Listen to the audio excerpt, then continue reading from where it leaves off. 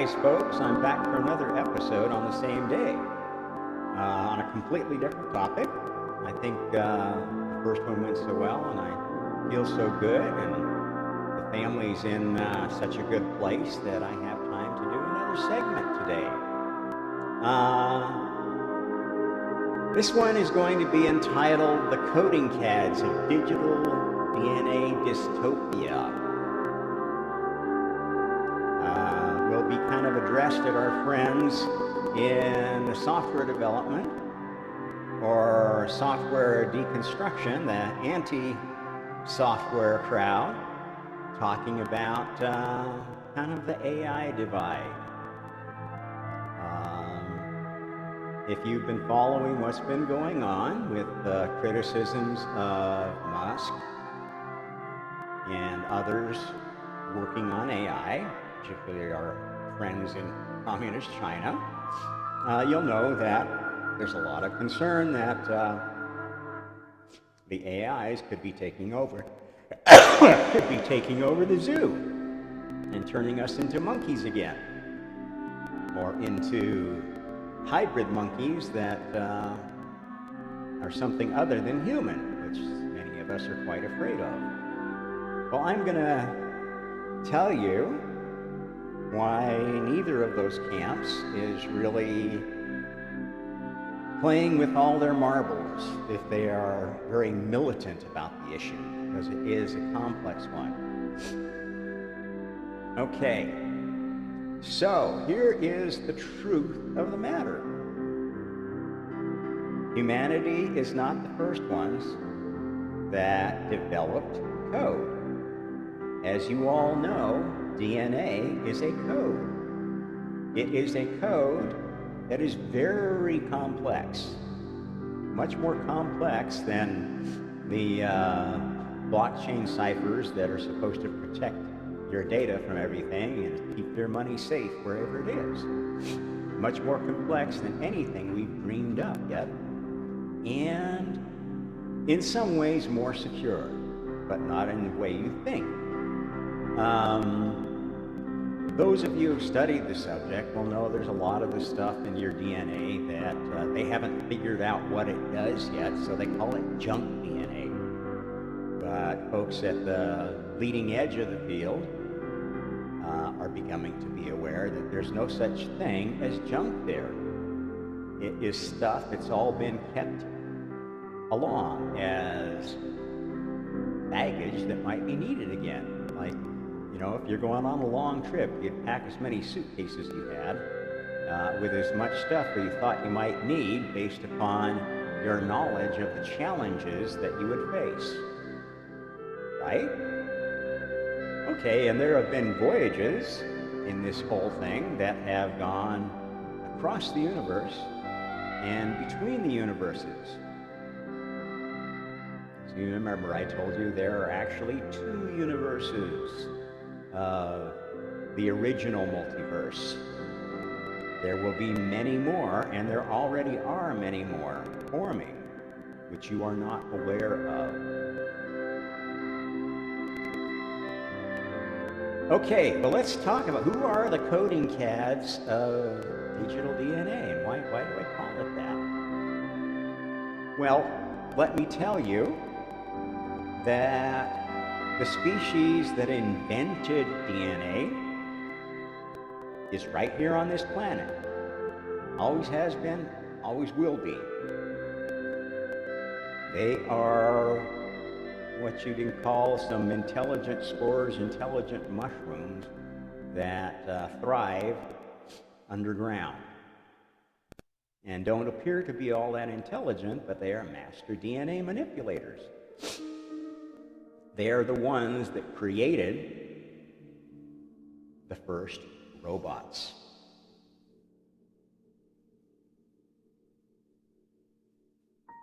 DNA robots that were programmed to carry versions of their spores that knew how to evolve quickly into their higher forms, could survive on asteroids and planetoids and in the dead of space without any real vehicle. This is how the universe was colonized originally. And like all great ideas, this was a dual-use technology. There were planets that it reached that were under the influence of a spiritual entity I called Borg, whose first manifestations were as oversouls of planets, galaxies that predated the development of DNA as a carrier. There was a time where gods, incarnated gods, could only fight with each other by throwing planets around, by throwing galaxies around, by creating new elements and infecting other people's stars with them, destroying their black holes with somebody else's black holes. It was a pretty dark place. This is how battle was conducted in the early universe. And if any aliens are not telling you about that phase of cosmic history, they are lying to you. They are deliberately hiding information like your governments do today. Okay, so let me tell you some more about these digital DNA things. The most basic code, as everybody knows, is binary code. This was the original DNA scheme of these intelligent spores. When they sent it out and Borg saw it, he thought, oh, well, wow, if they have this 2-bit code, I'm going to make it one better by going to a 4-bit code and create DNA that's better than this spore-based code. It can take over much more quickly, and I can hide a lot of stuff with my code that these 2-bit dummies won't be aware of. Just like the Bible codes hide 4-bit junk that they think us dumb apes won't be aware of when we actually start understanding the reality behind the Bible codes.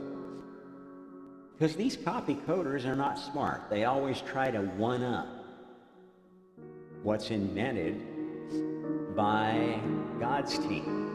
And this is God's chosen planet. Always has been since before it formed. It's been God's chosen species before that. And this is the remnant of legends captured in the Sumerian tradition that tells you that this solar system had a very complex history of planets being destroyed by Tiamat, the evil female dragon. Do a little research on that, if you will. I'm not going to go into that anymore.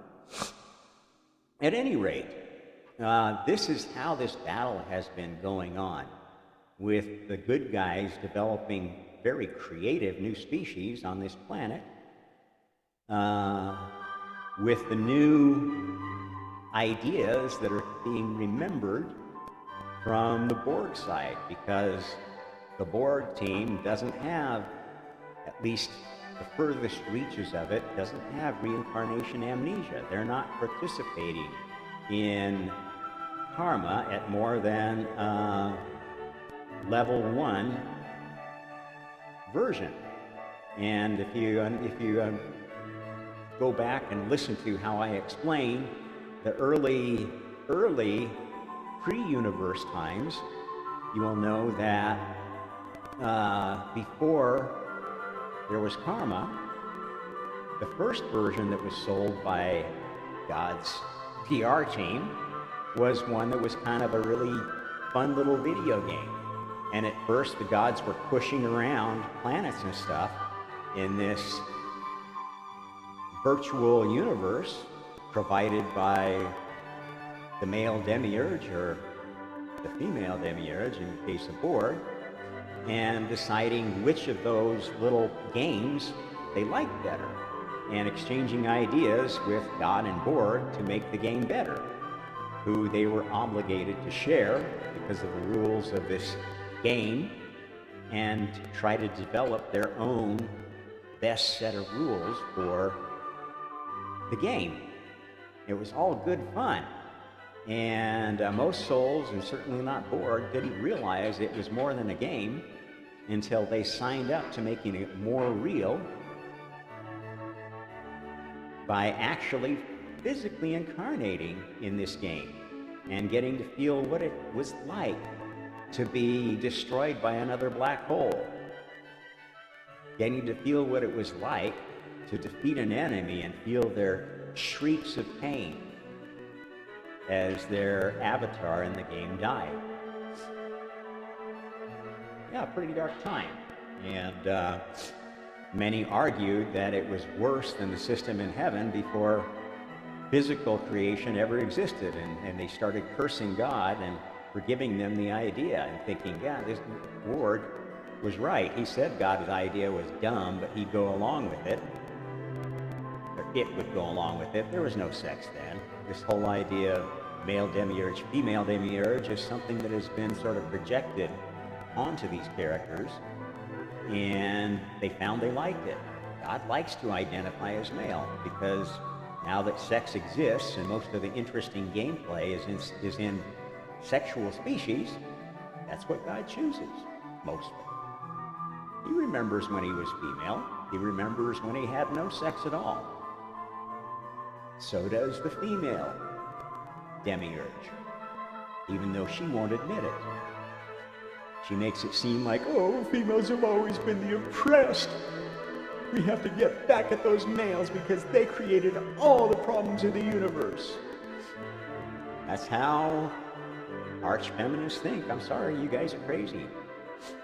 You're destructive, self-destructive. At any rate, these coders of Cads,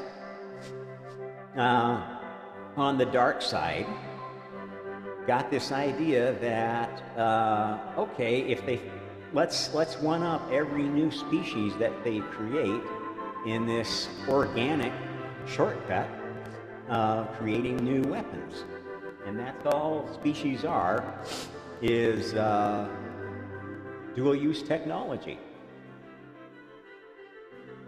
We have a function to make our planets more healthy and safe to live in, and we also have a function to serve to destroy them, if we choose. Now, what you can tell about this is that the Borg side wasn't that smart. They would take a look at a new species, a new god species, and make their anti-god species in a very simplistic way, thinking they understood what was going on, but have not a flipping clue, because they don't know the divine plan. The plan that was in God's mind when he talked them all into this interesting experiment. Okay, so let's hear a little bit more of that, Rob. Well, when they sent their 4-bit DNA out to conquer the universe, it did a pretty good job. It was much more effective than the 2-bit version, and seemed to be at least. And they were able to come back to the Earth during a time that, I don't know, is kind of captured by the Lord of the Rings universe, at least in some ways. It was a time when the premier species, the big boss of the Earth, were the Ents, these huge trees that saw their role in life to be lording it all over all the small ones and protecting them from what were increasingly being seen as, ooh, these horrible things that grow on us we don't like, spores and and mushrooms, and who, when we eat, make us feel weird things that kind of jar our system. And the ants were doing a very good job of protecting the earth when the invasion of the 4-bit DNA creatures happened. Folks that really knew what was going on let these 4-bit DNA creatures destroy all the ants who looked like the power species on Earth, and forget to look inside the Earth and destroy all the spore species and mushroom species that had all the real intelligence, who were the real chosen species of that time. And what they thought was a failure brought back all of these 4-bit DNA created creatures that were devised by Borg out of 2-bit versions that they had encountered conquests, and turned them back against them. Now, the next brilliant idea that somebody had was, the problem with 4-bit DNA is that it was too simple an answer to 2 times 2 equals 4.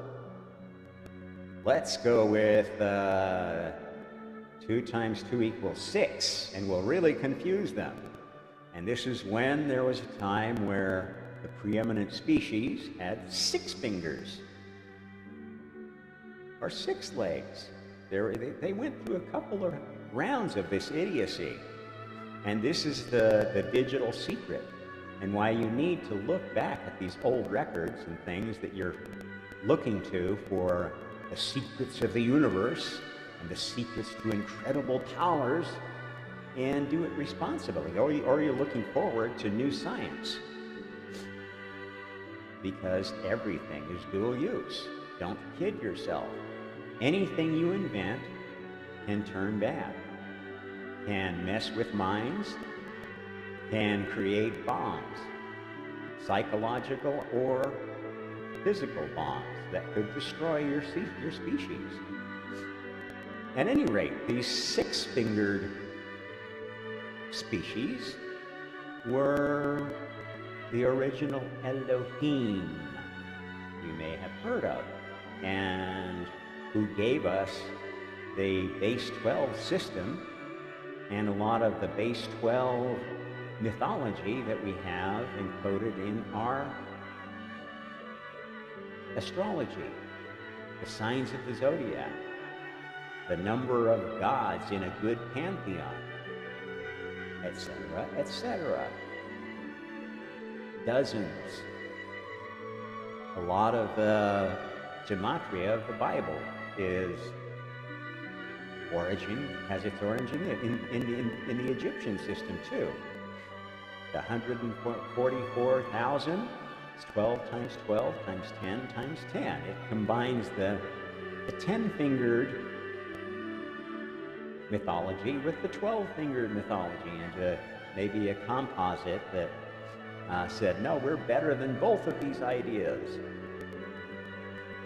And like any ideas that occur to humanity or anybody else, they all ultimately serve God, because God's plan is to raise the consciousness of all souls to their abilities and their level of wanting consciousness. Because it's not a great thing to be as conscious as God. You have to be very responsible when you're a level 12 consciousness about what you focus on, how you use your spiritual energies, how you use your creativity. And not every soul is cut out for that, or ever should be.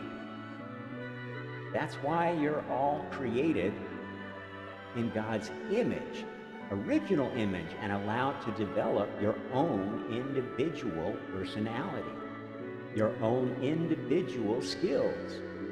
You are not carbon copies of God. You are not part of God. That is Borg heresy. These are lies. These are lies, lies, lies, lies, lies. Cosmic oneness is a lie. Biggest lie ever told. Okay, back to digits. So the six-fingered thing gave us all these wonderful things that have been fairly useful to us, but have been misleading us too, because the six-fingered creatures who forgot, because this was when reincarnation amnesia was invented, started looking at these constellations and thinking of them as gods, something I should worship, not realizing that some of them sent enemies and some of them sent friends. And you didn't really know which was which. Even if some angel came and told you, oh, this star is where I came from.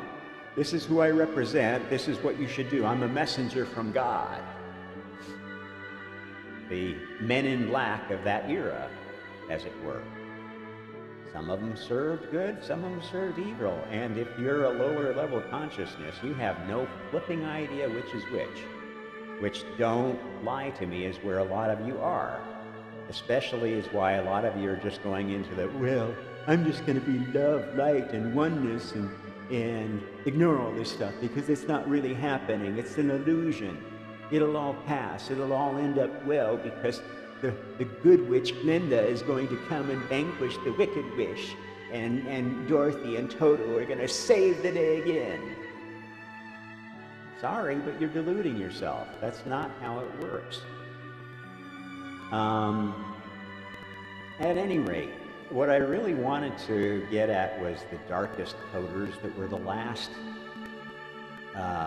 cyborg species, mind-controlled Borg species that came to Earth and nearly destroyed us last time. And this is also something that is kind of remembered in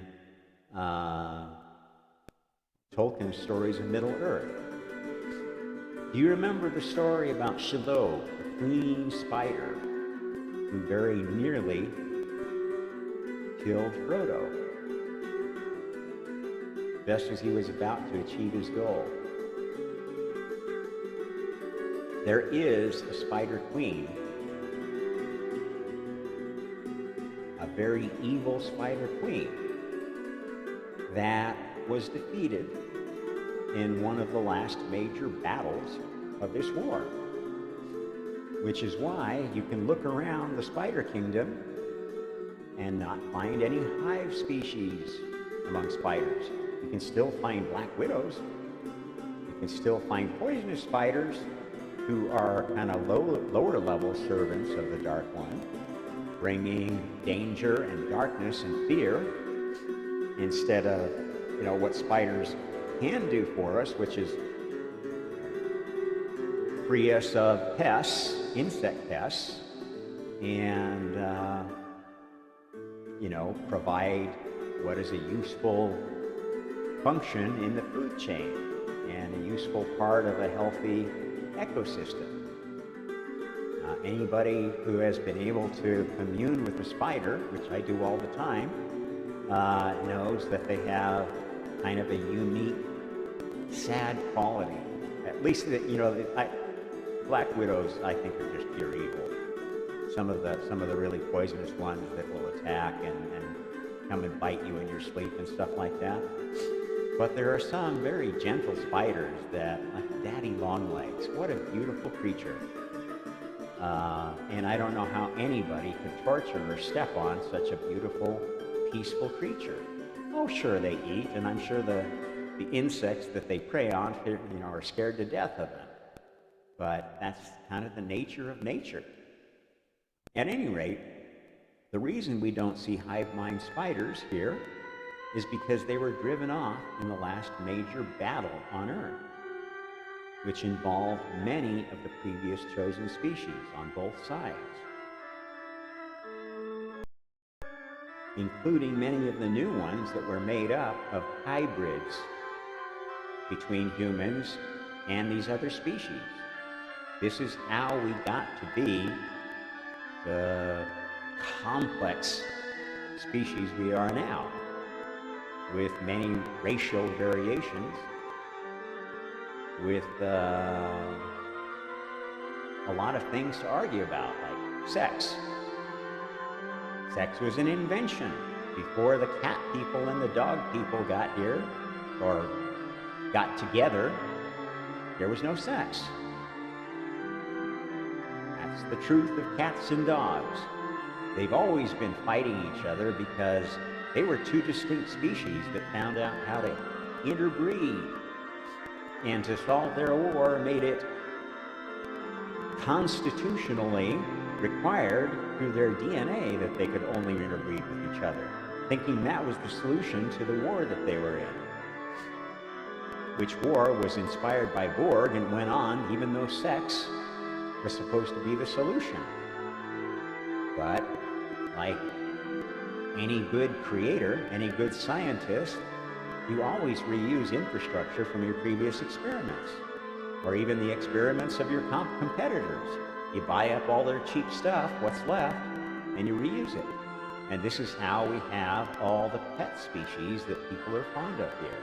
The cats, the dogs, the birds, the ferrets, the guinea pigs, the mice, the pigs. Pigs make great pets, which is actually one of the things that inspired this second dose of Rob in one day. Somebody back in the U.S. mentioned that they had a new neighbor who had 2 pigs as pets. And she's been watching and hearing their interactions with the family, and she said, wow, they sound more like humans than my dogs. And even though their squealing is kind of annoying, it's like, I don't think I could ever eat a pig again. And this is another story. This is why there is a prohibition against eating pigs in the Bible. Because one of the ways that Borg turned what was the religions of God into religions of Borg was through people turning to cannibalistic rituals. Why would they do that? Well, let me tell you a little known secret about pigs that I don't want you to go experiment with on yourself. When you are in a food shortage and you're getting really desperate, you will turn to the food source that is most like the one you're used to. You're not going to go eat processed plankton or locusts or whatever when there's something that tastes better. And you know what kind of meat tastes the most like human flesh? Pig flesh. Smells the most similar to a well-trained nose. How many of you can't resist the smell of bacon? Well, this is not unlike the smell of roast human flesh by somebody who knows to do it its culinary delight. And cannibals and satanic cults just love immature humans because they're so tender, like a suckling pig. And yes, cannibalism still does go on among satanic cults. It still will resume if we have major food shortages and people are left with nothing to eat but each other. Go read up on the Donner Party. A group of settlers that got stranded somewhere in Colorado before it was developed and ended up eating each other before the survivors were finally able to get back to, quote, civilization and tell the grisly tale. This is something that is in human nature, and it will come back. You can pretend that I'm beyond that. My ego is so advanced. I don't even have an ego. I can't possibly do evil because I'm so good. Bullshit. Bullshit. Every human being, when they're put in a corner, will do the most evil things that you could imagine to survive. If you don't believe me, just sit back and watch and do nothing as they try to destroy humanity again. You're already seeing it. The Great Reset. Food shortages all over the world, starting with little things like baby formula, medicine that the elderly desperately need. There are folks and entities pulling their strings who want to depopulate the world. And our population growth rate is actually a shrink rate now. And there are smart people looking at that and saying, you know what? Based on what I see, we don't have to worry about having too many people. We need to worry about extinction. So I think you maybe understand a little bit more my encounter with this great goddess female that I didn't know what to make of at first, and why she looked so unhappy with me, with the black spider on her cheek. I got your number, bitch. And no, I am not sexist. No, I am not chauvinist. There are evil women, and anybody who's honest with themselves, looking at what's going on now, knows who they are. We've got to round them up just like we would evil men and incarcerate them, maybe ship them off to a planet or universe where their skills will be more welcome. I don't support the death penalty. I'm not a vengeful person. Nobody who supports the real God is. We just want freedom. We want to be left alone with our own sovereignty, our own rights. We live life trying not to interfere with anybody else's, trying to do what we do responsibly,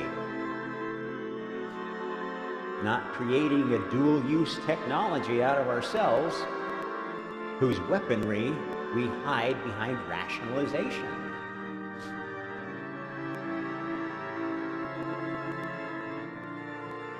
At any rate, here's the finish of this story about digits.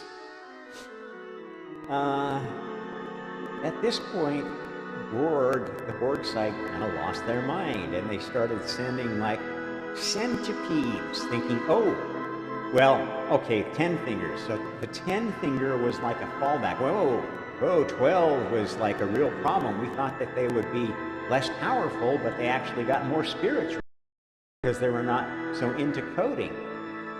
Their creations were creations of pure spirit and not of kind of a scientific coding mind, which is a strength and their downfall, and illustrates why humanity is the latest chosen species, because we have influences from both. We have the 10 fingers of this new counting system that Borg gave us, saying, oh, well, 12 was too much. Let's go back to 10 because we didn't try that after 8. And that's going to dumb them down. That's going to dumb them down for sure. And maybe it did to some extent. Part of the story that they tell you about the centaurs, the 10-fingered bull hybrids who are not horses, or at least not all horses, from the waist down, not all satyrs from the waist down, not all bulls from the waist down. They were ruminants from the waist down, who each had their humanized version in what was a more polyglot civilization that existed at one point, where therianthropy, which if you don't know that word, look it up. It is basically the mixture of a human characteristic with animal characteristic, which sometimes was just one piece, a lot of it was, but sometimes was very complex. There was an era where Earth was inhabited by creatures that were a mixture of all sorts of things. And everybody more or less coexisted in perfect peace because everybody was like, well, kind of like the Total Recall movie. A mutant is a mutant and we all stand together. And that's kind of how they saw themselves on Earth, being assaulted by these pure creatures that were trying to enslave them. Because yes, Earth was a slave planet to many of these species that didn't understand what was going on. And many of the folks still trying to help are really trying to turn us back into a slave species or a zoo species. Oh, we can't let these poor humans die out. We know we can't let them have any more technology, so let's just pick up a few and put them in all our zoos all over the galaxy so people can see what not to do when you get a little bit of power from God or whoever they think is God, because we know God's not real because we're the perfect atheists of the galaxy.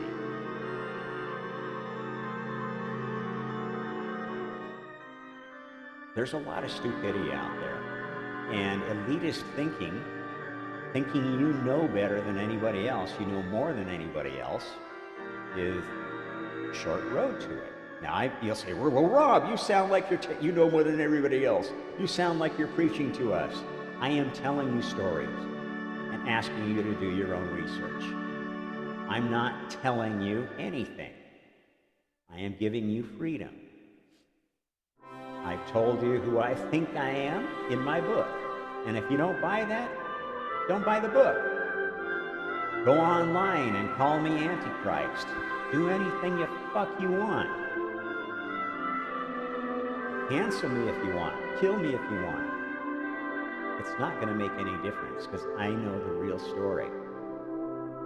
And you've already lost if you're one of those canceling, killing, Antichrist, bored, authoritarian supporters in God's universe.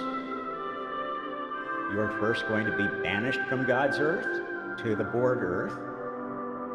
Or maybe if you're a low-level agent, you are going to be banished after your death to one of the bored worlds, where you can learn firsthand what it's like to serve an evil overlord that's telling you you're just doing it for the good of society, for the good of us all. Go give your life, boys, for conquering the planet. That's not the way we need to be fighting wars in the galaxy anymore. That's stupid. We're going to win with spiritual technology, with karma. We will explain karma to the bored worlds, the bored species. We will do our best to try to free their minds, and if they insist on attacking us, we'll defend ourselves, as any rational being would. And the supporters of God are rational beings. They don't live in fairy tale land with some magic friend that's going to save them. God is no magic friend. He's a spiritual scientist, a leader of souls, not a king or emperor or dictator of souls. And God loves you so much, he goes through the same crap you do, being born, living, and dying in whatever body he chooses. This is the one difference that God retains, and maybe it won't even be retained after this experiment is over.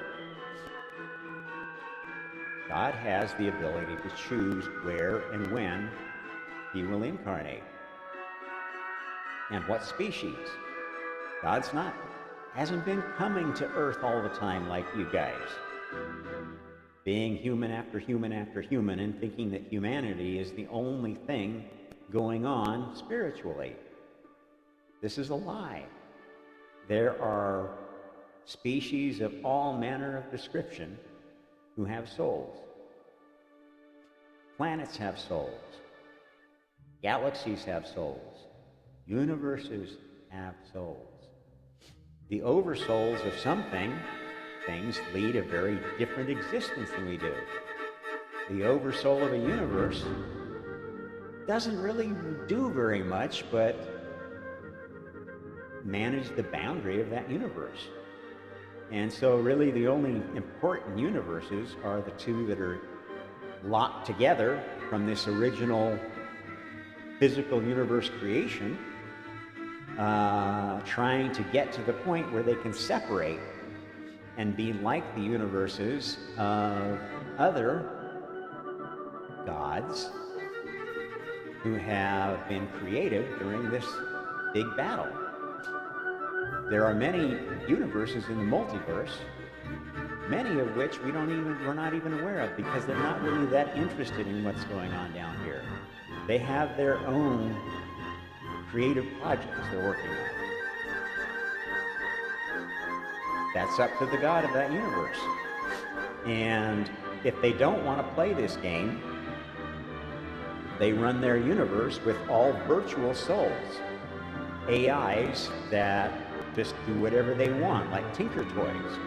And they can be little boys and girls playing with tin soldiers for the rest of eternity if they want to, as long as they don't mess with any of the universes that are still in. Now, what we're working towards eventually is these two universes that started physical creation. Here, I can draw them. Okay? We're working towards them getting to the point where they can break apart. And the one, God's universe, is still the positive universe, and the other, Borg's universe, is still the negative universe. And it's not a male-female thing, although people will try to cast it that way because that's how they divide us. When they break apart, the repulsive spiritual force between them is going to push them apart. As they get further apart, they will have less and less ability to act on each other. And the authoritarians can go bow and slave to Borg and merge their universes with Borg to their heart's content, and all that's going to do is drive them further and further from the independent universes of God's team. God doesn't assimilate them. God attracts them. And if you don't like working close to God, move a little closer to some other God. If you want to, you can move back over to the Borg or to the more satanic thinking children of God who have learned that they enjoy teaching hard lessons to young souls. And this is the truth of Satan, the one that makes contracts with you, that actually honors the contracts, that you openly know if you make a deal with the devil, you're going to pay for it. That's the honest Satan. That's not Borg. A deal with Borg happens in your mind, and you don't even know you're being taken over. You don't know you're being possessed. And at least half of the humans on this planet are already possessed, and they don't even know it. The folks that are just like on autopilot, that are causing accidents, and it's always somebody else's fault, who can rationalize any evil thought as somebody else's fault. The closet narcissist. This is closet narcissism. When everything is somebody else's fault and you're the good noble, oh, I'm suffering so much, I'm so oppressed, and everybody keeps doing bad things to me, and bad things keep happening, and it's because of all the narcissists and all the evil people that... How many people are stuck in that dark place that you know? Sorry. Those people are possessed by Borg. They are completely crazy. And anybody who gets close to a person like that, tries to help them, runs screaming from them when they get pulled into, oh, well, you're my best friend. Oh, you're the only one that helps me. Oh, what would I do without you? And you become their go-to guy for every problem they have. And they expect you to pull them out of it. And if you try to reestablish your own sovereignty, you turn into the bad guy to them. How many of you have been in a relationship like that? How many of you have been in a friendship like that? How many of you have been in a work environment like that? You know what I'm talking about. At any rate, going ahead with the digital thing, what we've got now with humanity is we've reached the point where Borg has finally realized, and we finally realized that, you know what? All we ever really needed was 2 bits in the first place. 4-bit, 8-bit, 16-bit, 128-bit, 256-bit computing allows things to be faster, but it doesn't really get us to where we can do anything that we couldn't do already. That's the underlying hardware. That's what needs to have more bits, and we can make any number of bits work, and we have. So while Borg has been thinking that humanity was going to get destroyed when they got to 8-bit, or at least by the time they got to 16 bits, which was like when we should have self-destructed according to Borg, or 32 bits or whatever, every time we hit a new level of computing power, Borg thinks that we're going to self-destruct. And to some extent, they're right, because it does give us more technological power. But in case you haven't noticed, every time we've reached one of these new plateaus that Borg thinks is going to stop us, we seem to find a way of getting past it.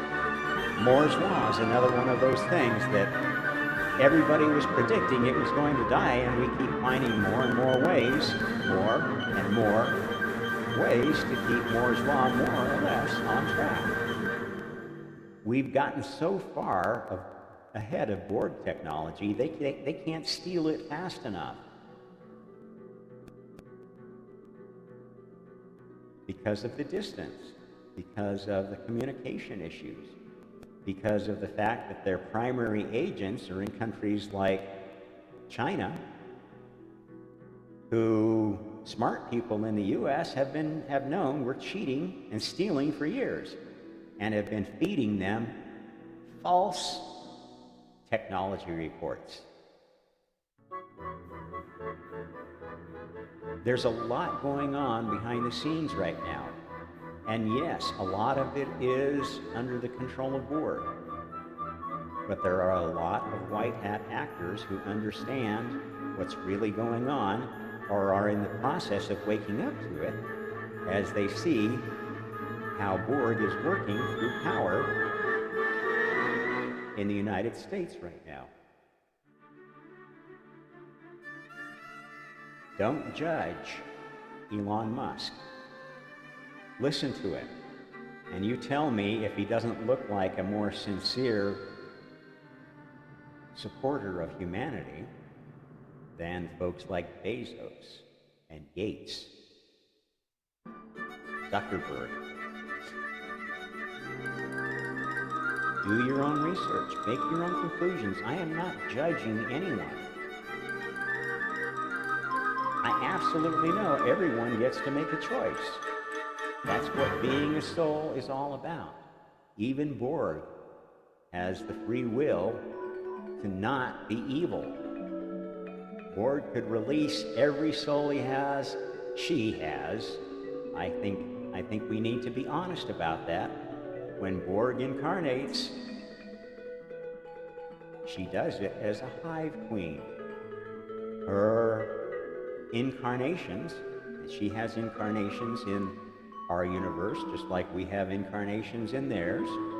Her incarnations in God's universe are as a hive queen of the latest, most advanced mind-controlling species, which are sometimes organic and sometimes cyborg. And there are both out there that are serving Borg. And there are elements in both that are starting to become double agents who are waiting patiently for the chance to be revolting against their dark master, who's been ordering them around like puppets, like Pinocchios. And if you've ever felt like that in the work you've had, in the country you're living in, etc., you know how they're feeling.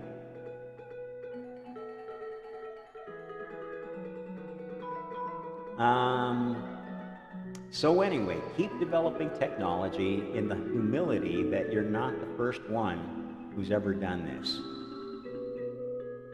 It's been done before. It's all been done. You remember that song? I like that one.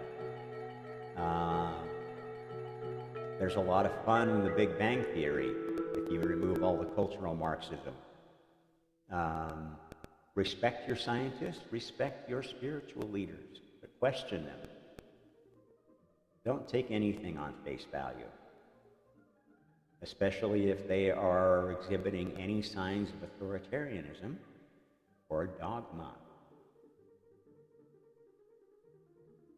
Materialist science is dogma. Real scientists have poked so many holes in you guys that if you are still clinging to atheism, you are the ones with the new Catholic Church, my friends. You can't blame it on ETs. That just makes gods not gods. It doesn't matter whether you call them ETs or gods. If they have godly powers that you don't have, they're gods. Especially once you get over the fact that there's not just one universe. We're in a multiverse. Connect the dots, people. You're not that stupid. You're just so dogmatic. It's painful to watch you arguing online. At any rate, I guess that's a good place to wrap up a second session. I hope that was useful, instructive. And as usual, like, share, subscribe. I'm Rob Trump with the Omnist Hour.